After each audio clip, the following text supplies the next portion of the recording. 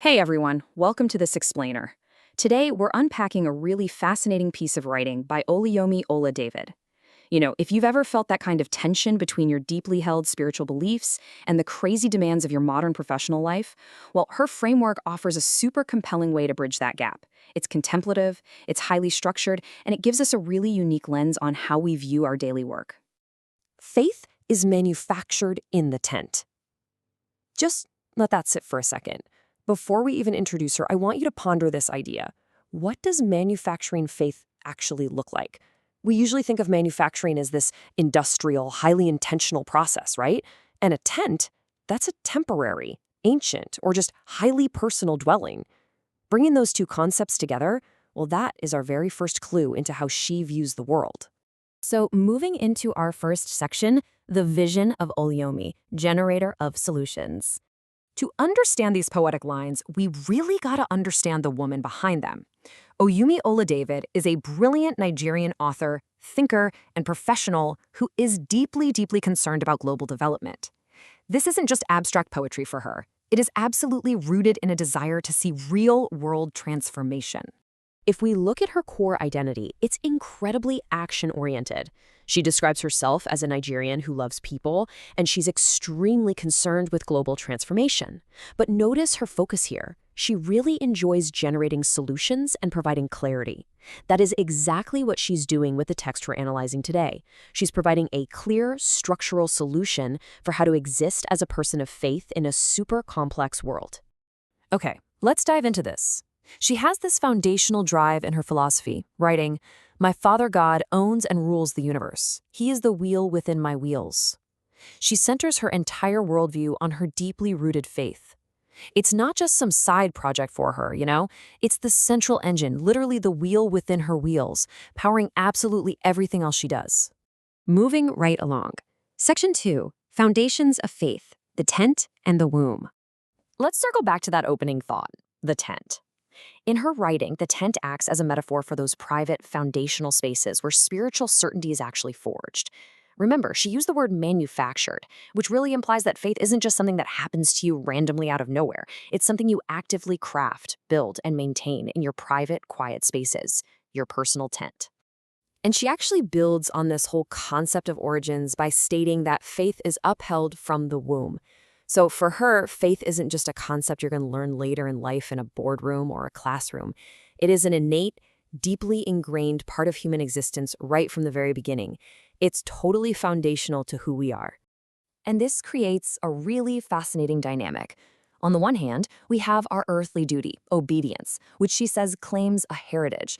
By being obedient to our spiritual calling, we step into our rightful heritage. But look at how brilliantly she contrasts this human responsibility with a divine response. The Most High is the poor one's surety. A surety is like a guarantor. So while we're called to obedience, the ultimate guarantee, especially for the vulnerable or the poor, comes directly from the divine. Let's just pause here for a second. How do we locate certainty in our foundational heritage? If faith is manufactured in the tent and upheld from the womb, how are you locating that certainty in your own life? Just keep that in the back of your mind as we keep going. All right, Section 3, the authentic professional, agile faith. And this brilliantly illustrates her core framework. Just look at the language she's using here. Authentic producer, agile coach. These are terms pulled straight out of modern corporate project management, right? You wouldn't normally expect them next to profound spiritual discernment. An authentic producer, she writes, will discern my given assignment. An agile coach will not teach me hogwash. She is absolutely demanding that our modern professional roles be infused with deep, uncompromising spiritual integrity. She systematically breaks this down, showing that every professional role has a corresponding spiritual requirement. An authentic producer doesn't just make things, she discerns her true assignment. An agile coach actively rejects falsehood or hogwash. The authentic nurse submits to the maker's manual. And the agile spring, which is maybe a metaphor for a resource or a creator, must offer purely unpolluted water. It's this intense demand for spiritual alignment in absolutely every job function. Let's zoom in on that nurse for a second. An authentic nurse will submit to the maker's manual. While a nurse obviously provides care and healing, an authentic nurse does so by following the ultimate guidebook. It's all about a humble submission to a higher moral authority, right there in the workplace. Which brings us to our fourth thematic section, locating certainty and truth. Certainty can be located. Man, that speaks volumes about the confident, definitive nature of her writing. In an ambiguous world that honestly feels like it's constantly shifting, she doesn't believe truth is hidden away forever. She believes it's something tangible, something that can actively be found if you're just looking for it with the right framework. But how do we interact with that truth once we actually find it? Through gratitude. She writes that gratitude mines the truth. This is such a unique and beautiful phrasing. To mine something means to look after it, to guard it, to pay attention to it. So she's interpreting gratitude not just as a fleeting feeling of being thankful, but as the active guardian of ultimate certainty. Gratitude is literally what keeps us anchored to the truth we've located. So I have to ask, what does your maker's manual look like in your daily professional life? If you were going to apply her authentic nurse or agile coach metaphor to your own career right now, what ultimate guidelines are you submitting to? Are you offering unpolluted water in your specific industry? Let's bring this all together. Section 5, the ultimate surety.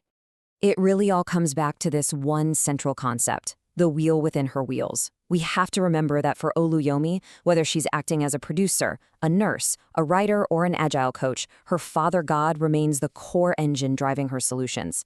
All the professional agility, all the authentic producing, it only functions because of that central divine wheel turning everything else. Which leaves us with this final lingering thought. If, as she writes, certainty can be located, and if faith truly is the wheel within our wheels, where are you manufacturing your faith today? Are you building it intentionally in your own tent? Take a moment today to reflect on your own intersections of spirituality and professionalism based on her incredible insights. Thank you so much for joining me for this explainer, and keep seeking that clarity in your own work.